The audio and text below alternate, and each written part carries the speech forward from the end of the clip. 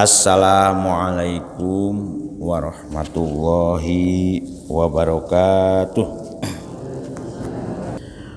Bismillah, alhamdulillah, la haula wala quwata illa billah. Asyhadu alla ilaha illallah wahdahu la syarikalah wa asyhadu anna sayyidana Muhammadan abduhu wa rasuluhu la nabiyya ba'dah.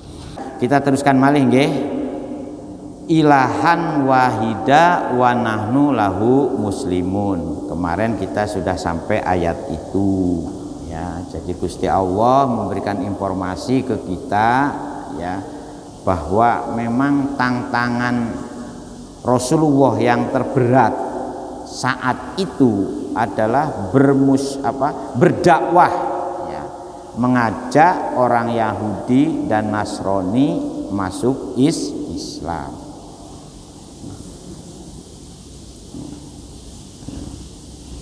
Ini kan teruskan wa ambi mana hamzatil ingkari alam tahduruhu. Padahal ini ayat ini sebetulnya ayat untuk nyemoni orang Yahudi yang seolah-olah mereka mendapat wasiat dari Nabi Yakub agar tetap mempertahankan agama Yahudi. Dibantah oleh Gusti Allah. Awakmu itu tah nyakseni ketika Nabi Yakub berwasiat, ternyata tidak.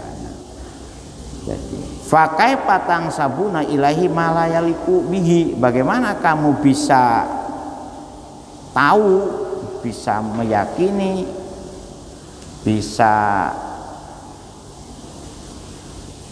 benar-benar mendapatkan wasiat padahal kalian tidak melaksanakan sesuatu yang tidak mungkin tidak ketemu. Nah, di sini ada penjelasan tafsirnya itu malayaliku bihi, ora ketemu ya, ora patut, nah, cocok dan segalanya. Dan nah, kita teruskan lagi ya.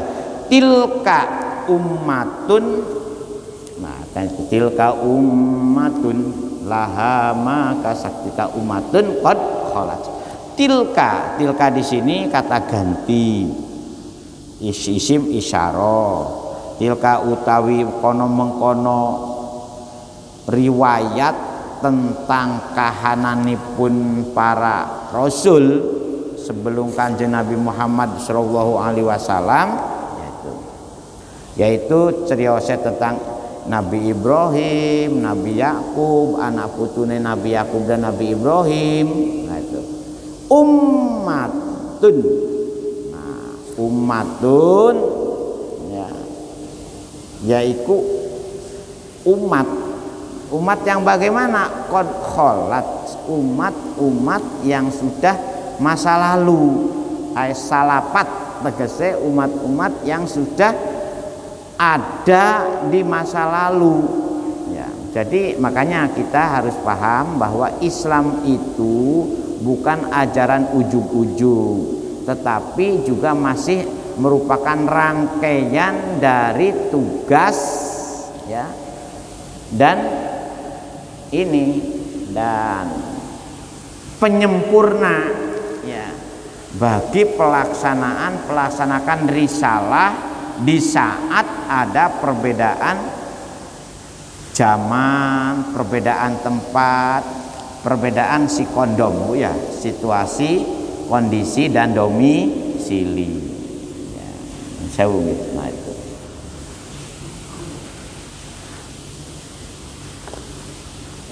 Oleh karena itu wajar kita pun sekarang sebagai umat Islam itu juga menerima adanya tasriatul ini, ada perbaikan itu wajar, wajar. Laha ikut tetap kedua umat qad kholat ma nopo mawon kasabat kang wis sampun den lakoni den agawe dikerjakan opo-opo ma oleh si umat.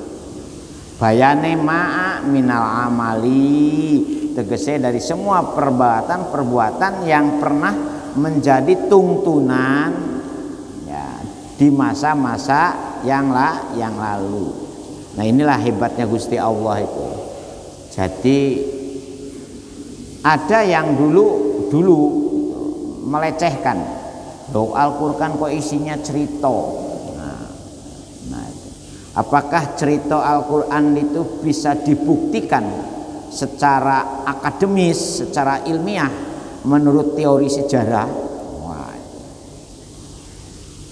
ternyata bisa, ya, karena ternyata petilasan atau artefak bahasa penelitian sejarahnya itu bukti-bukti kebudayaan masa lalu, bukti-bukti peradaban masa lalu, bahkan sekarang ini konon sedang bahtera Nabi Nuh itu fosilnya masih bisa ditemukan. Makanya ada eskapasi, bahasa eskapasi barang, ada penggalian bahtera Nabi Nuh, konon di antara Iran dan Turki, ya, katanya itu ditemukannya. Jadi ada fosil-fosil masa lalu, ada artefak, bahkan kuburan-kuburan mulai Nabi Adam masih bisa dilacak dan bisa ditemukan. Di mana, Bu, kuburan Nabi Adam?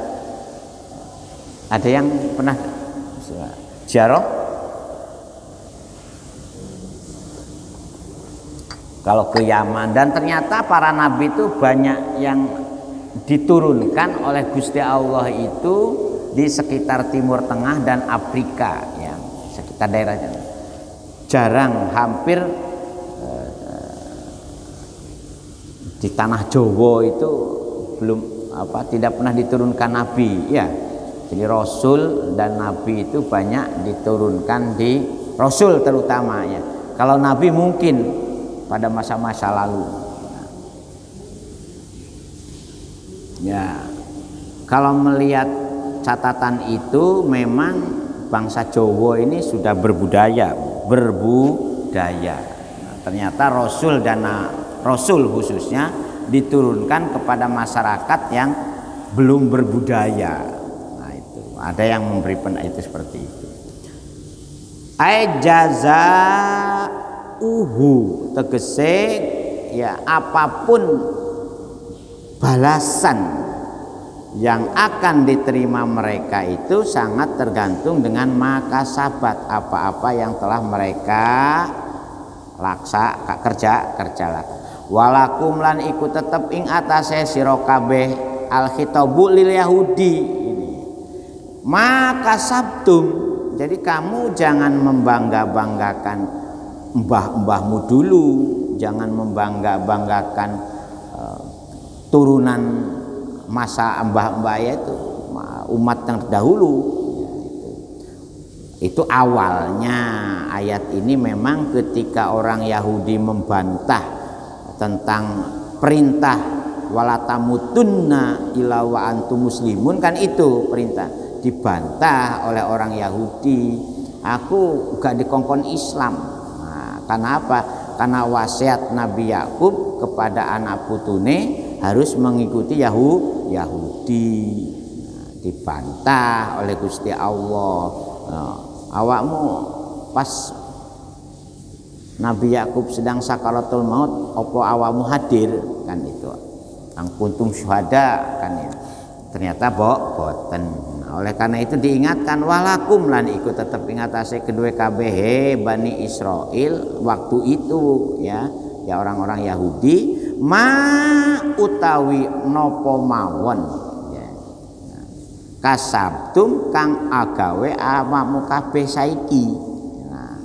Walatus aluna lan ora bakal den pertanggungjawabkan amma kanu, jadi tidak akan dimintai pertanggungan jawab apa-apa yang sudah dilakukan oleh umat terdahulu. Amma walat salun lan ora bakal den dimintai pertanggungan jawab amma saking napa mawon kanu kang ana apa sikmanya, ya, kanu jadi apa-apa yang sudah dilakukan oleh umat-umat terdahulu, kanu makanya Nu-nya itunya itu kan jamak ini.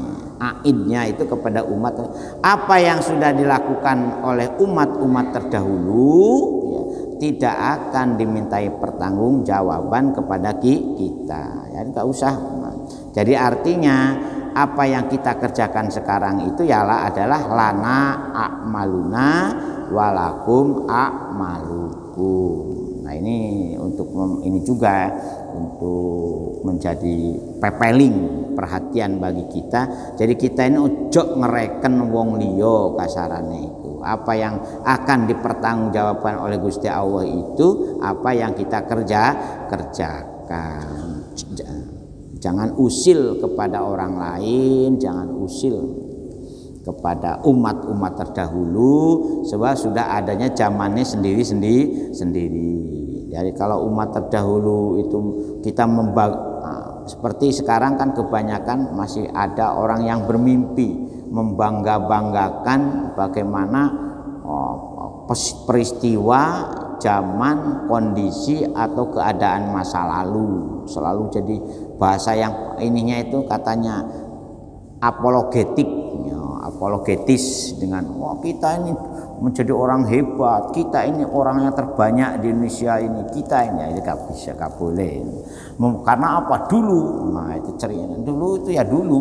Nah, kita ini harus realistis apa yang kita hadapi sekarang, apa yang akan kita pertanggungjawaban sekarang, ya apa yang kita kerjakan. Kamala yus'aluna an amalikum, sama halnya dengan apa yang pernah dilakukan oleh mereka, kita tidak akan dimintai pertanggungjawaban atas apa yang pernah mereka lakukan, umat-umat dulu lakukan.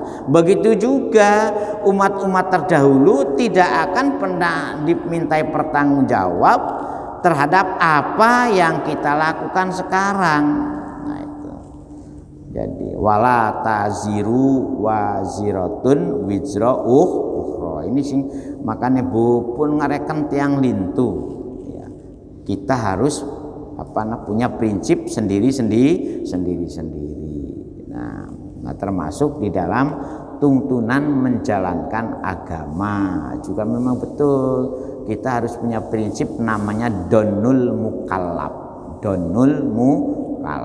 Jadi keyakinan, kepastian apa yang kita yakini itulah yang harus kita praktekkan. Tetapi keyakinan yang didukung oleh landasan nas ya, landasan kalau memang hasil pendapat, landasan hasil pendapat yang asoh ya. Nah, makanya ketika kita mengamalkan ajaran agama Bu, ada wilayah-wilayah ijtihadiyah kan, dan ada wilayah mahdo. Ada yang memang murni niru apa yang dipraktikkan oleh Nabi, tetapi ada wilayah-wilayah ijtihadiyah, wilayah memang itu sudah diproses oleh pendapat para ulama. Contohnya nutup auratnya ini kewajiban kita ini nutup aurat. Dengan apa nutup aurat? Nah ini kan ijtihadi. Nah, apakah sahabat wanita dulu zaman Rasul pakai rukuh kalau jenengan? Nah, ayo siapa yang bisa membuktikan? Nah, kan itu. Mungkin rukuhnya juga berbeda-beda. Yang penting kan nutup auratnya. Boleh nggak rukuh ini umpamanya nggak perlu pakai rukuh, tetapi karena sudah berjilbab, kemudian tangannya supaya menutup aurat pakai sarung tangan. Nah, itu. Kemudian bawahnya pakai kaos kaki, nah, sah-sah saja kan itu. Begitu juga bapak-bapak. Nah, jadi ada yang namanya esen substansi dan ada yang bersifat aksesoris. Kalau aksesorisnya itu ijtihadi. Kayak kita makan pakai sendok, pakai garpu. Oh bid'ah. Karena Rasulullah dulu tidak pernah pakai sendok garpu, apalagi pakai pisau. Ya kalau makan roti ya kan pakai setik. Wah, ada setik barang, alhamdulillah. Aduh, kapan Bu sarapan setik bareng-bareng Bu? Monggo. Beles sapi satu dulu. Nah, setik. Jadi kan nggak mungkin kita itu melihat, makanya nah ini supaya kita paham bahwa sunnah salah satu yang diajarkan oleh Rasul, contoh dari Rasul itu memang ada yang bersifat tasyri'iyah dan ada yang ghairu tasyri'iyah.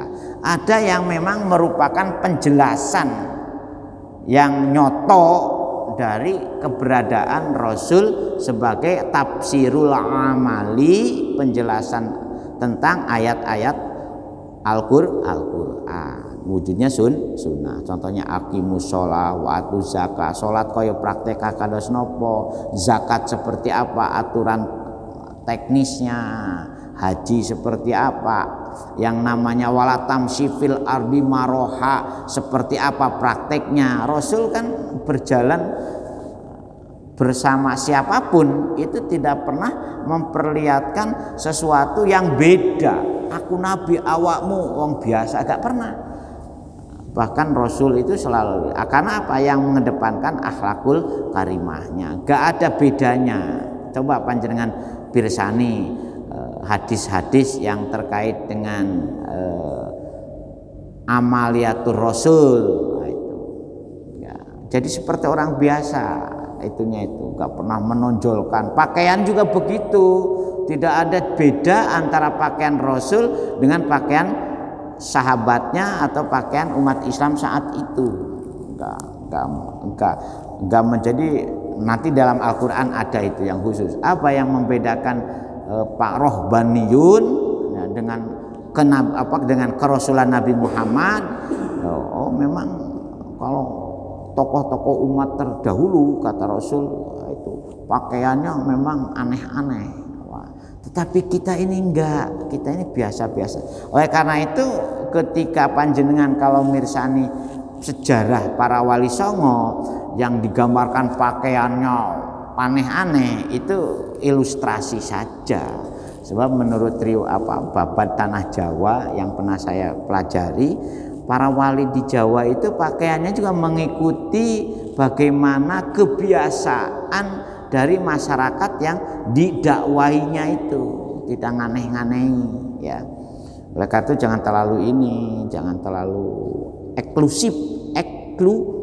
Nah, di dalam yang penting substansinya ini adalah kewajiban menutup aurat. Begitu juga dengan yang lain. Jadi ada aspek-aspek ghairu tasyri'iyah.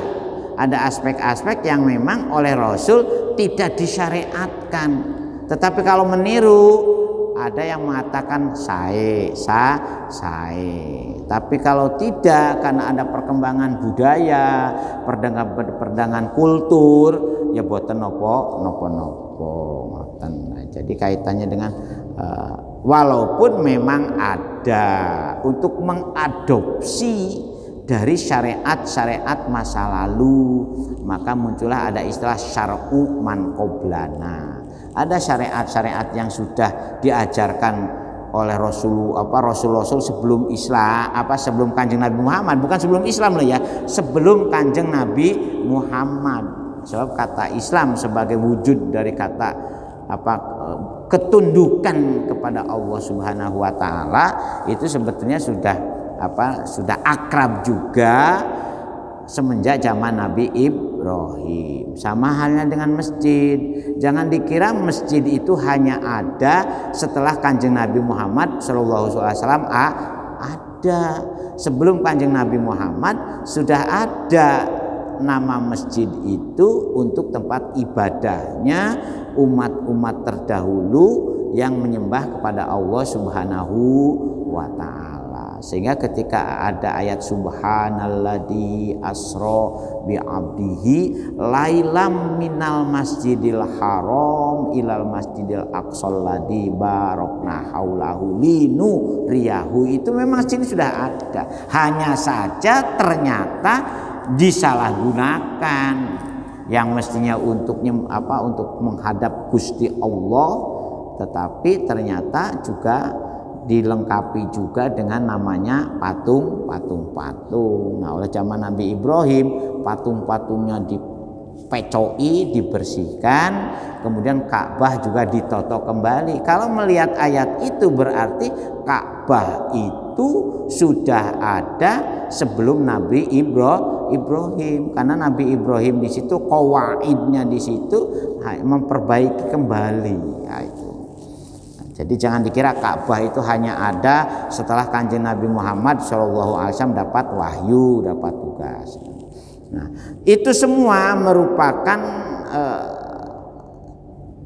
tinggalan umat-umat masa lalu. Ya, ngoten sedasa nggih. Nah, susunan kalimat ini katanya yaitu wal jumlatu, susunan kalimat walakuma kasabtum walatus alu amma kanu ya'malun, itu takkidun sebagai pengokoh lima maring kalimat qoblaha saking sadurunge. Nah, itu tilka ummatun jumlah ini. Jadi dalam bahasa Al-Qur'an itu memang takkid, dalam bahasa nahunya mengokohkan, dan itu menurut orang ahli tafsir itu takkid dalam Al-Qur'an itu untuk menunjukkan bahwa memang ada dua hal. Pertama, betapa penting masalah yang diungkapkan oleh Gusti Allah itu. Tetapi yang kedua, betapa banyak orang yang melanggar dengan itu dari apa yang diharapkan oleh Gusti Allah. Harapannya kan wala tamutunna wa antum muslimun, kan itu harapannya sebenarnya. Wa qalu lan pada ngucap sapa ini, ngucapnya tetap Bani Israel ini, ahlul kitab, wong Yahudi, kunu utawi kita sedaya. Wah, tapi kan gak pantas ya, kita sedaya kunu. Jadi karena apa? Karena itu untuk ungkapan orang-orang yang tidak beriman kepada Allah Subhanahu wa taala. Oleh karena itu kunu ono aku kabeh. Wah, itu hudan iku wong Yahudi au nasoro utawi wong Nasrani. Yang kami ini, wah itu inilah apa istilah itu, anga som tahtadu, yaitu kelompok orang ya, kununya itu kelompok orang dalam wujud golongan Yahudi dan Nasrani ya, tahtadu, kami inilah yang sebetulnya mendapatkan petunjuk. Itu kan ini sebetulnya masih tetap memberikan perlawanan secara ideologis kepada Kanjeng Nabi Muhammad Shallallahu Alaihi Wasallam. Oleh karena itu Gusti Allah tetap masih ini istilah masih ngerem Rasul, masih memberi perlindungan kepada Kanjeng Nabi Muhammad. Yo Kanjeng Nabi Muhammad, walaupun awakmu dikuyo-kuyo kaya kono. Karena apa? Karena ketika Rasul di Madinah, tantangan yang paling nyoto itu adalah berdakwah kepada orang Yahudi dan Nasrani. Ketika kepada orang Mekah yang perlawanan yang paling sengit itu adalah kepada orang-orang yang tidak beragama. Di Mekah itu ketika Rasul 13 tahun awal Rasul mendapat tugas di Mekah, yang banyak itu justru orang-orang yang tidak menghiraukan agama. Makanya istilahnya kafir dan musyrik. Tetapi ketika di Madinah, Rasul itu perlawanannya itu dari orang Yahudi dan Nasrani. Oleh karena itu ada yang berpendapat di Madinah itu sebetulnya sudah cukup adanya kultur, adanya peradaban manusia yang relatif lebih bagus daripada di Mekah. Oleh karena itu ketika Rasul di Madinah, untuk bisa menyempurnakan perilaku masyarakat di Madinah itu relatif lebih bisa dipahami, lebih bisa dimengerti. Ya, itu. membangun sistem sosial, membangun sistem perekonomian, jadi bukan hanya ibadah mahdoh yang berhubungan dengan hablum minallah, tetapi dengan ibadah muamalah yang berhubungan dengan hablum minanas mulai ditata. Nah, yang paling berat itu adalah menanamkan yaitu tadi nilai-nilai kebersamaan yang berbasis kekuasaan dunia, itu paling berat.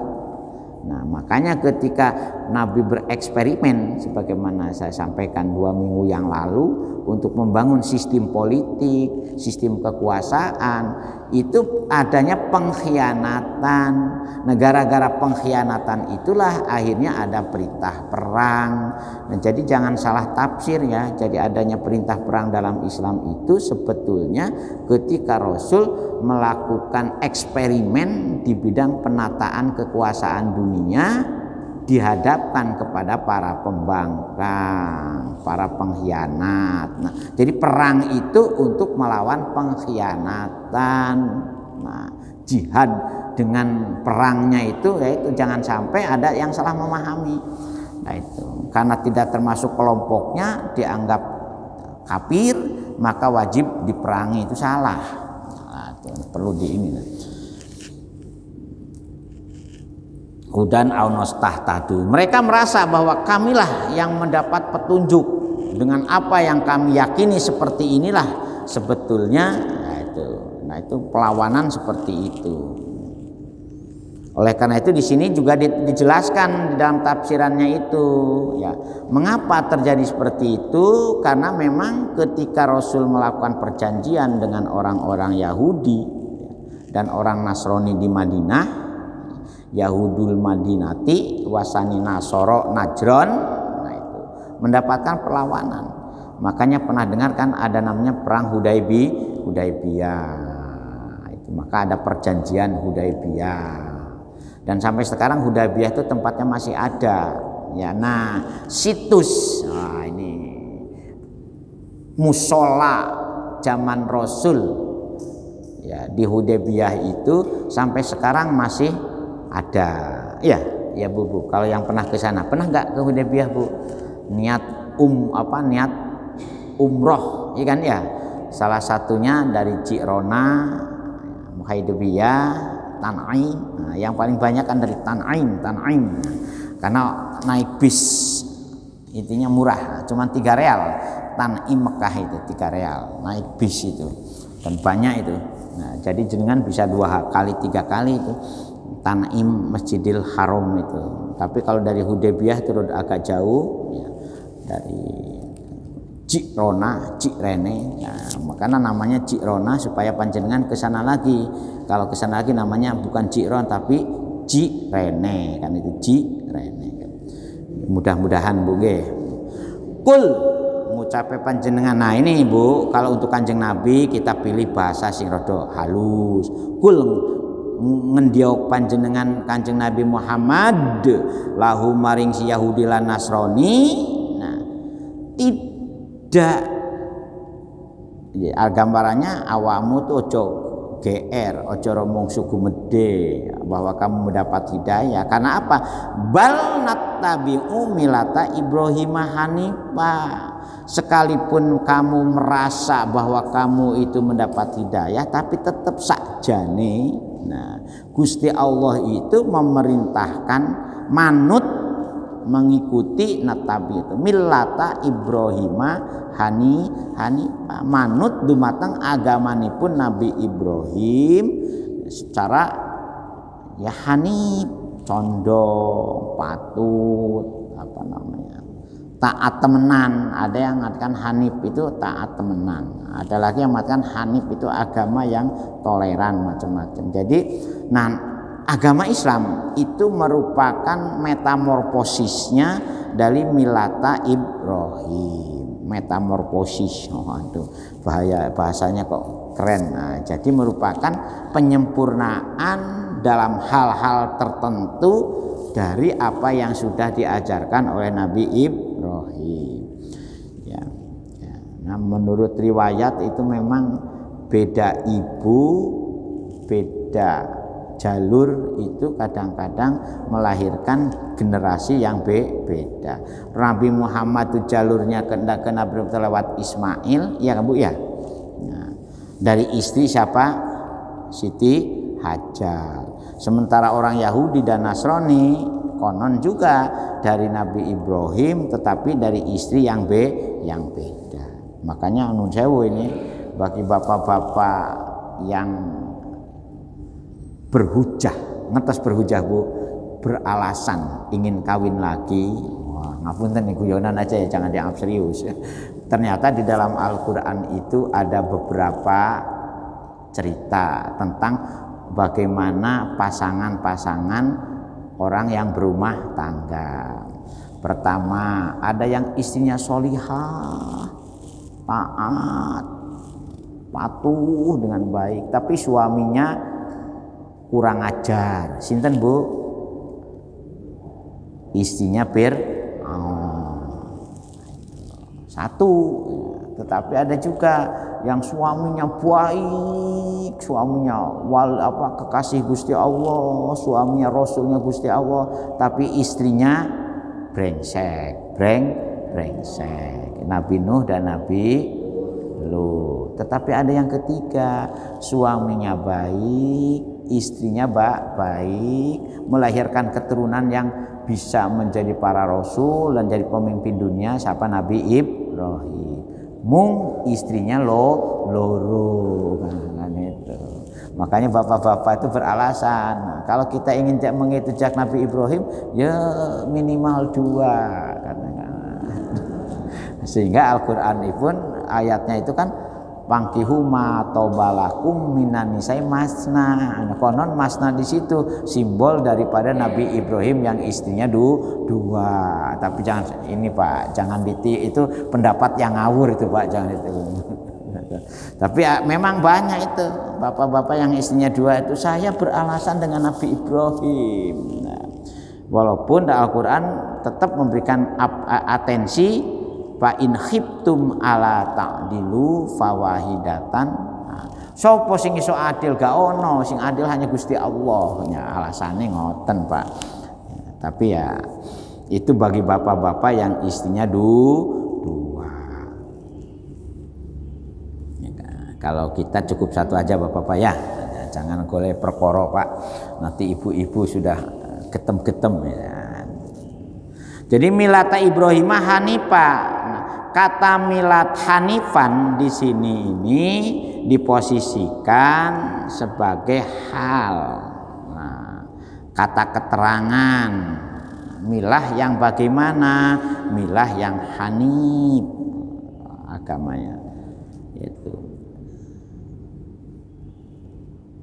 Nah, mengapa diistilahkan milah? Karena kecenderungan praktek orang beragama itu adalah ma'ilan anil adyani kuliha.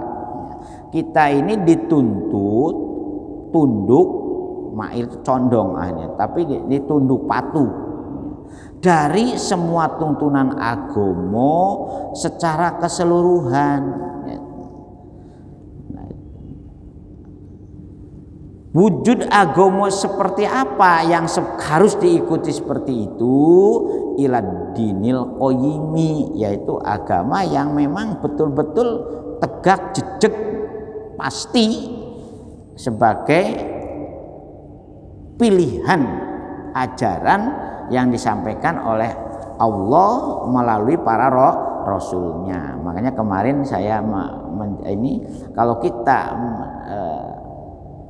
niteni istilah agama yang dibenarkan di dalam Al-Quran itu ada 4 istilah. Jadi pertama dinul Islam, yang kedua dinul Qayyim, yang ketiga dinullah, yang keempat dinul Khalis. Itu ada. Jadi istilah itu merupakan sinonim dari agama Gusti Allah. Dulu makanya kata Islam ini ada buku yang ditulis oleh para peneliti sejarah. Jadi kata Islam itu sebetulnya ya bukan brandingnya Kanjeng Nabi Muhammad saja. Hampir semua rasul yang mendapat tugas membawa agama yang benar, agama yang hanif, itu menggunakan kata Islam. Nah, itu ngoten ceriosa nggih. Nah, sama jadi kan Rasulullah kebetulan diangkat menjadi rasul terakhir untuk menyampaikan tuntunan Islam sebagaimana yang sudah diajarkan oleh rasul-rasul sebelumnya. Wa makana minal musyrikin, wa makana. Nah, ini jawabannya Gusti Allah kepada mereka-mereka yang merasa mendapat hidayah itu, wa makana lan ora ono kana kang ono ya, kana itu ono, maknya tidak. Jadi tidak ada, tidak termasuk, tidak tergolong ya apa-apa yang diajarkan oleh Nabi Ibrahim itu adalah golongan orang-orang musyrik, tapi justru golongan orang tauhid. Qulu amanna billahi wa ma unzila ilaina wa ma unzila ila Ibrahim wa Ismail wa Ishaq wa Yaqub wal asbaq wa ma utiya Musa wa Isa wa ma utiya nabiyyuna mir rabbihim. Nah, ini kita teruskan lagi nanti minggu yang akan datang. Ngoten nggih. Jadi ngapunten, kita ini perlu belajar kembali itu karena memang banyak yang selama ini dianggap benar tapi kadang-kadang salah gitu. Ada yang merasa benar ternyata salah. Contohnya pengakuannya orang Yahudi itu ya, merasa benar bahwa dengan apa yang dia yakini itu seolah-olah dijamin keberadaannya oleh Allah Subhanahu wa taala, tapi tetap menggunakan teori nasih mansuh. Ya, apa yang sudah diajarkan oleh Nabi sebelumnya, ketika datang Nabi berikutnya, maka yang diadopsi itu yang sejalan dengan apa yang ditugaskan pada Nabi baru. Masa jenengan sekarang di Indonesia itu tidak mengakui Pak Jokowi sebagai presiden, ya tetap saya Bung Karno presiden saya, nah, kan nggak benar. Ya, sekarang sudah ganti Pak Jokowi presidennya kan itu. Sama dengan Gubernur Jawa Timur. Siapa Gubernur Jawa Timur? Pak Nur. Muhammad Nur. Pernah dengar Bu? Gubernur Jawa Timur Muhammad Nur ya itu. Nah, Bu Hovifah penerusnya. Nah, itu tidak boleh. Nah, begitu juga dalam masalah ini. Nah, apa yang membedakan? Yang membedakan itu syariat dunianya. Tetapi masalah akidahnya tetap tidak ada perbedaan. Jadi yang membedakan itu ada syariat dunianya yang berhubungan dengan situasi dan kondisi. Nah, kalau nabi-nabi dulu tidak nyentuh bagaimana wilayah-wilayah, artinya rasulnya itu tidak dianjurkan untuk membuat pernyataan yang memungkinkan ajaran agamanya itu nyebar kemana-mana. Tapi Kanjeng Nabi karena sebagai umat menghadapi umat dari seluruh penjuru dunia sepanjang masa mulai Kanjeng Nabi nganti ila yaumil kiamah, maka Rasul sudah memberikan ungkapan-ungkapan yang memungkinkan ajaran Islam bisa berasimilasi dengan praktek-praktek kultur di seluruh dunia. Jadi tidak paket niru coro orang Arab saja kan itu. Nah, ini yang perlu dipahami ya. Jadi Rasulullah sudah memberi bimbingan di saat itu, memberi prediksi kalau Islam akan berkembang ke seluruh dunia. Ketika Islam berkembang kepada seluruh dunia, ada hal-hal yang bersifat ta'abudi, ada hal-hal yang bersifat itu ghairu ta'abudi, itu sudah dibedakan oleh Rasul itu. Contohnya seperti antum a'lamu bi umuri dunyakum. Nah, itu. Al-Qur'annya sendiri sudah memberi isyarat kan, inna wa yuridukumul yusra wala yuribukumul usra kan. Inna wa yuribukumul yusra. Gusti Allah itu menghendaki apa yang dipraktekkan oleh orang yang beriman itu sesuatu yang mudah, bukan sesuatu yang sulit. Sehingga Rasulullah membuat pernyataan al-Islamu dinus samhah.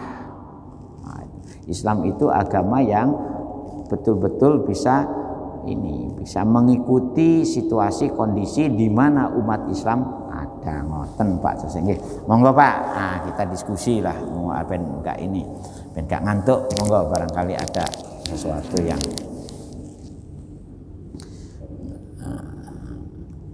monggo, yang belakang dulu ya. Monggo Pak. Nggih. Mau penjelasan dari agama Ibrahim itu seperti apa ya? Setelah Nabi Ibrahim kan ada Nabi Musa dan ada Nabi Isa. Jadi berarti ada Taurat, ada Alhamdulillah. Ya, istilahnya itu milah dalam Al-Quran itu. Nah, jadi Nabi Ibrahim itu agama itu namanya milatu Ibrahim. Tetapi dilacak berdasarkan ini penelitian orang-orang yang penasaran. Nah, sekarang milata Ibrahim itu sepertinya kaya opo nikune itu syariatnya itu. Ada yang mengatakan ternyata syariatnya Nabi Ibrahim itu tidak jauh berbeda dengan syariatnya yang diajarkan oleh Kanjeng Nabi Muhammad Shallallahu Alaihi Wasallam. Makanya saya tadi mengatakan metamorfosisnya itu. Jadi memang ajaran Islam yang kita praktekkan ini sebetulnya merupakan penyempurnaan dalam hal-hal tertentu terhadap praktek-praktek keislaman yang dipraktekkan oleh Nabi Ibrahim. Makanya ada buku yang mengatakan Islam, kata Islam itu sudah dikumandangkan oleh Nabi Ibrahim. Nah sekarang mengapa ketika turun ke Nabi Musa ada perbedaan? Karena ternyata khitab atau umat atau kelompok manusia yang mendapat perintah untuk taat kepada Gusti Allah pada zaman Nabi Musa ternyata wilayahnya beda, karakter genetik yang yang diasuh oleh Nabi Musa itu beda, yaitu orang Yahudi itu memang. Tetapi ingat, orang Yahudi pun masih keturunan para rasul loh Pak. Jadi bukan keturunan orang biasa. Karena mereka termasuk keturunan orang elit atau dalam bahasa yang paling populer darah biru. Makanya muncullah arogansi, kan itu ceritanya itu. Begitu juga orang Nasrani merasa mereka ini bagian yang terlahir dari kelompok manusia-manusia istimewa. Maka muncullah arogansi. Nah, menjadi masalah itu kan ketika Rasul yang dijanjikan di dalam Taurat maupun dalam Injil dikira akan lahir Rasul baru itu adalah Rasul yang berada dari golongan mereka, kan itu ternyata beda. Bukan dari golongan, bukan dari gennya mereka itu, tapi gennya Nabi Ismail, kan itu. Dan mohon maaf, orang Yahudi itu punya alat yang canggih juga itu untuk mendeteksi gen-gen. Sampai sekarang kan penelitian tentang genetik, maka muncullah namanya cloning. Pernah dengar Pak cloning ya? Ya, cloning. Ya, kan pernah dengar cloning. Jadi memang hebat. Itu Pak Cerioseng. Jadi agama Nabi Ibrahim dengan agamanya Kanjeng Nabi Muhammad itu sebetulnya tidak jauh beda, tetapi ada penyempurnaan terkait dengan prediksi Rasulullah yang Islam ini akan menyebar ke seluruh dunia. Itu aja yang membedakan itu. Makanya di sini kan ada istilah umurul fardiyah mahdhah, ada umurul muamalah ijtihadiyah dan segalanya itu. Nah, yang kadang-kadang menjengkelkan kita itu kalau ada orang-orang yang membuat klaim, merasa dirinya benar, merasa pendapatnya benar, merasa padahal kita dihadapkan ke dalam kalau itu adalah umurul muamalah mujtamaiyah, umurul muamalah ma'isyah, itu semuanya banyak produk ijtihadnya dalam Islam itu daripada produk sunnahnya. Oleh karena itu Pak, kalau memang ini. Nah, contohnya apa? Yang paling jelas itu sunat, Pak. Panjenengan sunat itu sudah ada semenjak zaman Nabi Ibrahim. Sunat untuk bapak-bapak. Ya, ibu-ibu boleh nggak disunat? Tergantung kondisi. Saya gak ngerti ya, teman di kitab kok dijelaskan, Bu. Saya aneh, yang ngarang kitab itu orang laki-laki. Orang laki-laki yang menjelaskan tentang apakah orang perempuan itu harus disunat atau tidak. Kok ono sing niteni kalau nutupi bolongane ya disunat. Loh kok iso gitu loh. Padahal sing ngarang wong laki-laki gitu. Coba ibu-ibu ngaranglah sekali-sekali, Bu. Temen enggak? Jadi anak pentile itu nutupi bolongane ya harus disunat. Kalau tidak nutup bolongane ini gak oleh. Wong lanang ya sing ngarang, Pak. Nggih. Al-Fatihah.